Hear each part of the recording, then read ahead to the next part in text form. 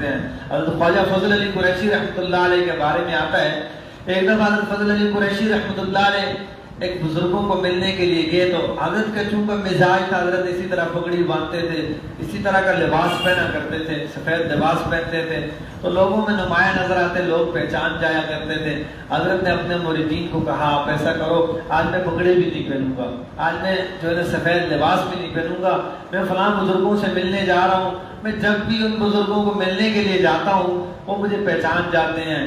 میں کسی بھی بزرگ کو ملنے جاتا ہوں وہ لوگ مجھے پہچان لیتے ہیں اور میرا بڑا ادب اور احترام کرتے ہیں۔ آپ لوگ ایسے کرنا، آپ میرے سامنے ایک لائن بنا لینا، میں پیچھے جو ہے نا آپ کے پیچھے پیچھے چلتا رہوں گا اور جا کر ان بزرگوں سے ملاقات ہو جائے گی۔ اب جب حضرت چلے گئے، تشریف لے گئے، وہاں پہنچے تو حضرت